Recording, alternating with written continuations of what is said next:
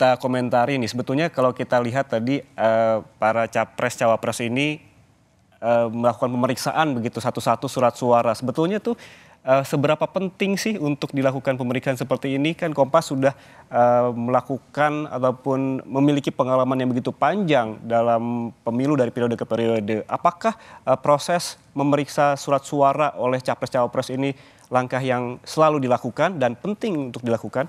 Ya, tentu saja ini merupakan suatu langkah yang memang harus dilakukan dan penting sekali untuk dicermati juga oleh para pemilih yang juga belum melakukan proses penusukan ataupun pencoblosan suara pada saat ini. Kenapa demikian?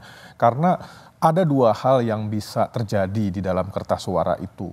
Yang pertama, yang ini yang kita khawatirkan semoga tidak terjadi, bisa jadi ini adalah merupakan suatu kerusakan-kerusakan yang terjadi secara sistematis. Yang kedua tentu saja yang kerusakan yang disebabkan oleh karena bukan secara sistematis. Nah, mencegah kedua hal tersebut terjadi, ya pasti kita harus coba melihat secara detail kualitas dari kertas suara yang ada dan kita pastikan bahwa itu memang tidak terjadi kerusakan-kerusakan baik teknis ataupun yang misalnya non-teknisnya, seperti itu.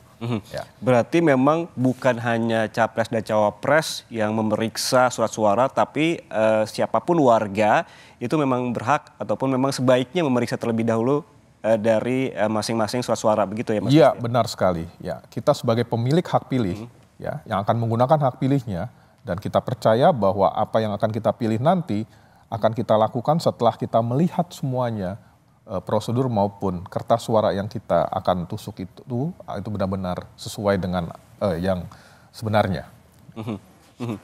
Lalu langkah seperti ini KPU sempat menyebutkan Mas Bestian bahwa menyarankan warga untuk tidak berlama-lama di TPS begitu untuk menghemat waktu karena ada keterbatasan dari waktu untuk pencoblosan begitu dari pukul 7 pagi hingga pukul 1 siang begitu ya.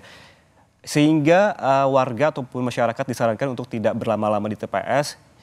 Kemudian apakah proses memeriksa ini juga justru dalam tanda kutip jadi tidak menghemat waktu?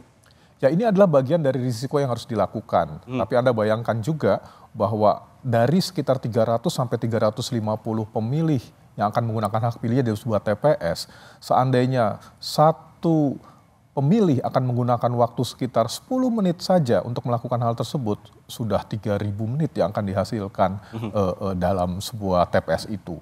Nah, berapa jam akan habis di situ, sementara nanti di pukul 1 sudah masuk pada periode selanjutnya, yaitu penghitungan suara.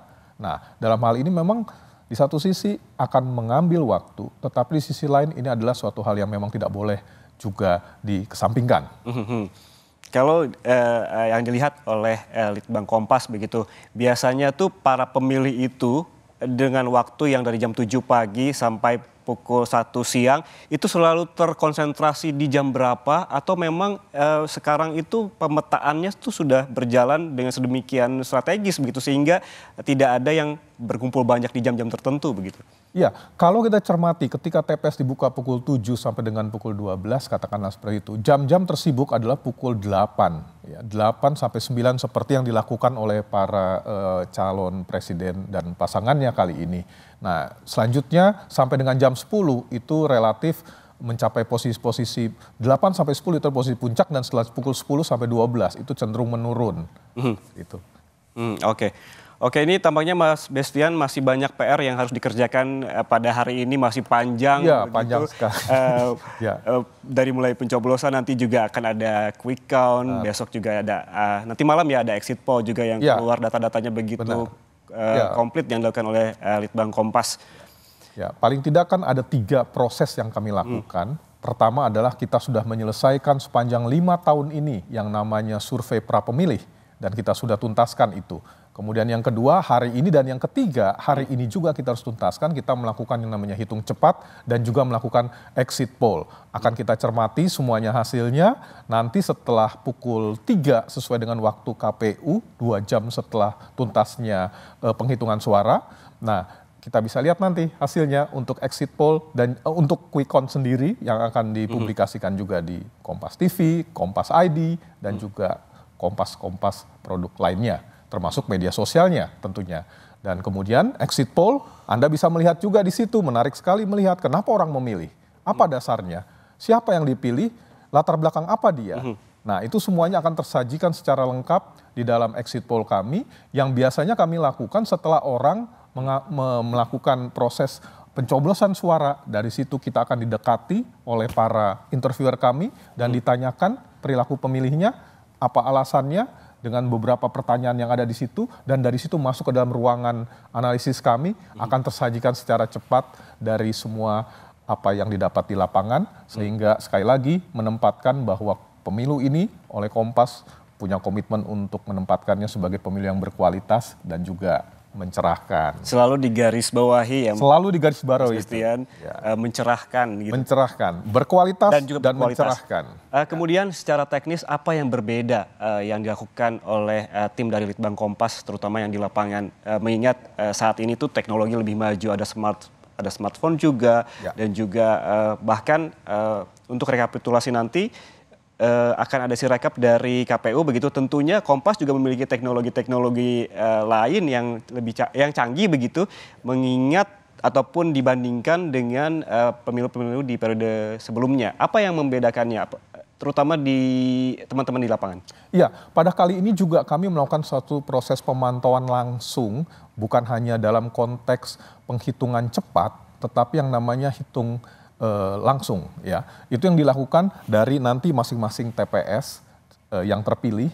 Misalnya satu TPS yang dilakukan barusan saja Pak Anies, kemudian Pak Ganjar, kemudian juga calon presiden, wakil presiden lainnya. Pada proses perhitungan nanti akan bisa ditampilkan satu persatu pilihan itu akan muncul di masing-masing TPS. Nah, itu hitung langsung yang biasa kami lakukan juga sebagai bagian dari pengawalan.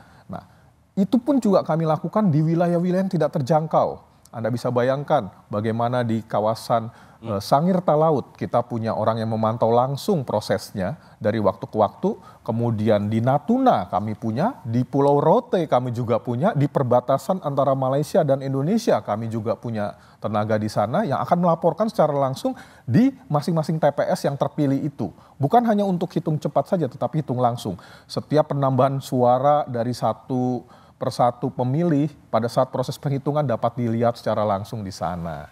Ya, itu yang menjadi suatu sisi kelebihan yang mungkin menjadi bagian juga bagi kami untuk melihat proses pengawalannya bukan hanya tingkatan TPS secara keseluruhan, tapi secara detail di masing-masing TPS yang terpilih itu. Ini kalau kita lihat dari tadi Mas Bestian bahwa memang petugas ataupun tim dari Litbang Kompas bukan hanya ditempatkan di tempat-tempat yang mudah kayak seperti di Pulau Jawa ataupun Sumatera, tapi juga ditempatkan di lokasi yang terluar dan secara akses juga sulit. Membutuhkan berapa banyak orang ataupun tim ataupun juga petugas yang disiagakan dari tim Litbang Kompas di daerah-daerah terutama memang sebarannya hingga ke lokasi ataupun titik-titik terluar dan juga tersulit secara akses. Iya, sampai saat ini kami memiliki sebanyak 2.700 orang yang melakukan proses pemantauan pemilu ini. Khususnya ada 2.000 orang yang memantau TPS, kemudian ada sekitar 400-an orang yang berada di belakang layar yang mencermati itu sebagai orang yang mengkonfirmasi ulang, kemudian menvalidasi, kemudian memasukkan, kemudian merekapitulasi kembali hasil-hasil tersebut, dan yang terakhir adalah tenaga-tenaga peneliti yang siap untuk menginterpretasikan ataupun menyajikan apa yang terjadi dari hasil analisis kami. Jadi 2.700 orang tersebar di seluruh Indonesia, baik di wilayah yang sulit, wilayah yang mudah, wilayah yang terjangkau maupun wilayah yang sulit untuk dijangkau. Itu bagaimana mengkoordinasikannya, Mas? Itu kan 2.000 lebih orang tersebar di berbagai daerah, itu menghimpun datanya itu secara keseluruhan itu secara teknis ya, itu bagaimana? Apakah juga menggunakan jaringan internet? Karena memang kalau kita lihat di tempat-tempat yang secara akses sulit, jaringan-jaringan internet itu sulit untuk didapatkan. Ya, tentu saja ada beberapa alternatif teknologi yang kami gunakan. Ya, inilah yang menguntungkannya situasi sekarang ketika makin lama makin baik, makin maju dan makin berkembang dari sisi pemanfaatan teknologi itu sendiri. Nah, untuk wilayah-wilayah yang sulit pun juga ada beberapa alternatif yang biasa kami gunakan. Nah, salah satunya tetap saja penggunaan internet, penggunaan juga jaringan-jaringan komunikasi satelit untuk kami lakukan untuk hal itu juga. Yang pasti 2.700 dan 2.000 yang secara khusus di TPS itu bekerja secara simultan dengan menggunakan teknologi, dan dengan pengalaman yang kami lalui, dengan manajemen kerja yang kami miliki, semoga ini semuanya berlangsung juga dengan baik sama seperti pada saat pemilu-pemilu sebelumnya. Artinya dengan menyebarkan lebih dari 2.000 orang itu ada yang boleh dilakukan dan apa yang tidak boleh dilakukan. Artinya ada do and don'ts yang harus ditaati oleh tim Litbang Kompas yang berada di lapangan. Iya, tentu saja itu adalah standar prosedur yang memang melekat pada setiap pekerja ataupun juga rekan-rekan kami yang berada di seluruh TPS pemantauan kami di Indonesia ini. Nah, ini memang sudah menjadi suatu tradisi yang kami jaga, apa yang harus dilakukan dan apa yang tidak boleh dilakukan. Tetapi yang pasti yang di sini harus yang kita pegang bahwa kerahasiaan pilihan dari masing-masing orang itu tetap kami pegang sesuai dengan asas pemilu itu sendiri. Kami tidak mau masuk pada wilayah-wilayah itu karena persoalannya ketika kita masuk pada wilayah itu berarti kita melanggar komitmen kita sendiri untuk menjaga pemilu yang berkualitas tadi.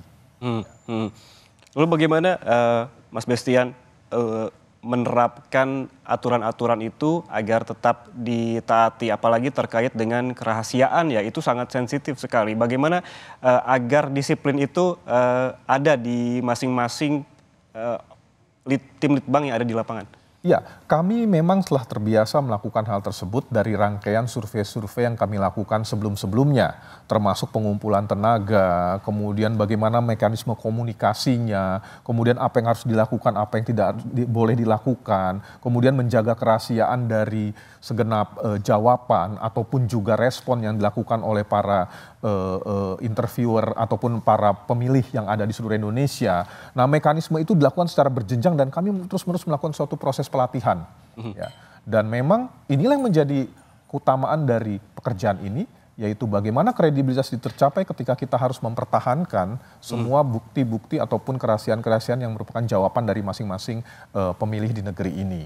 Berarti ini bukanlah pemilu ini bukan tim yang tiba-tiba ada di pemilu ini, tetapi memang melalui proses yang panjang. Melalui suatu proses yang panjang yang selama ini dan terus kita lakukan dan berjenjang dan kita belajar dari masing-masing pelaksanaan itu. Menjadi mana yang terbaik dan mana yang terbaik untuk suatu proses penyempurnaan. Dan semoga pas pada saat sekarang dengan keyakinan kita akan bisa melaluinya dengan baik.